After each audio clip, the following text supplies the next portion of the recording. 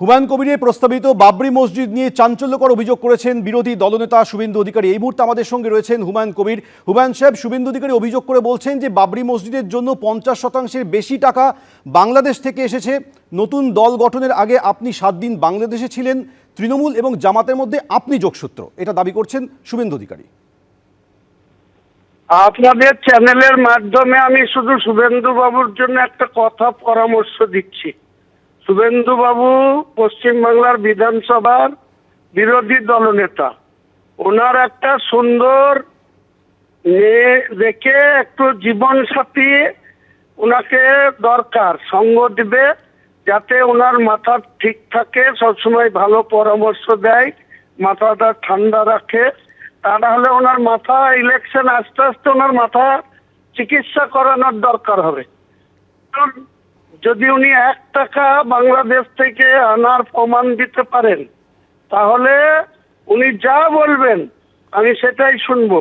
আর তা নাহলে আপনাদের চ্যানেলের মাধ্যমে লিডার অফ দ্য অপোজিশন একজন জীবন সঙ্গী খুঁজে নেন। তা নাহলে ওনার ভোট আসতে আসতে হয়তো মাথার আর কোনো ঠিক থাকবে না, আবল তাবল বলবে।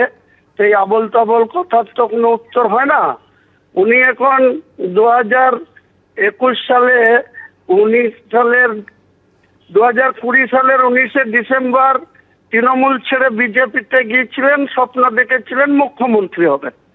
তো সেটা 77-তে গিয়ে আটকে গিয়েছিল। এখন বুঝতে পারছেন যে আবার হুমায়ুন কবির নামক এক ব্যক্তি আমাকে আবার 77-তেও না পৌঁছাতে দিতে পারে।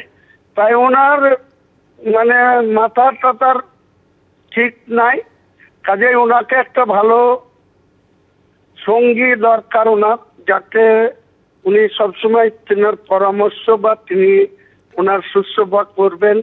হুমায়ুন সাহেব, শুভেন্দু অধিকারী এটাও দাবি করছেন যে নতুন দল গঠনের আগে আপনি 7 দিন বাংলাদেশে ছিলেন। আপনি কি বাংলাদেশ গিয়েছিলেন?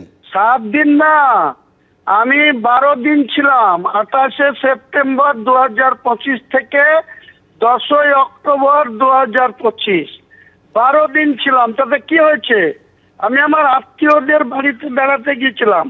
ওনাদের বিদেশ মন্ত্রক আছে, ওনাদের ভারতবর্ষের ইন্টেলিজেন্সি ডিপার্টমেন্ট আছে, ওনাদের আইবি আছে, ওনাদের সিবিআই আছে, ওনাদের ইডি আছে।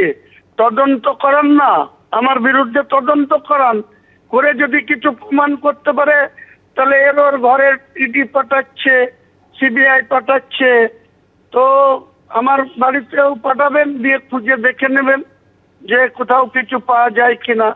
ওখানে ঢাকাতে যে 12 দিন ছিলাম, কার কার বাড়ি গিয়েছিলাম, ওনাদের জয়শঙ্কর বাবু যদি মনে করে, বিদেশ সচিব যদি মনে করে বাংলাদেশের বর্তমান যে সরকার শপথ নিল, এই সরকারের সঙ্গে যোগাযোগ করে আমার বিরুদ্ধে 28শে সেপ্টেম্বর বিকেল 5টায় আমি ঢাকা বিমানবন্দরে নেমেছিলাম।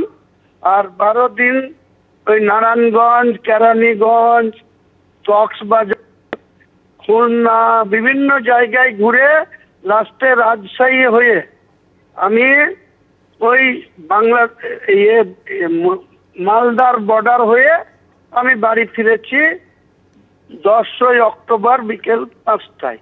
তো ওনাকে তদন্ত করে নিতে বললেন, ওনার তথ্য জানা নাই, তথ্যগুলো আপনাদের দিয়ে দিলাম। ডেট, তারিখ, কবে কোথায় ছিলাম ওখানে পাঠাতে বলুন।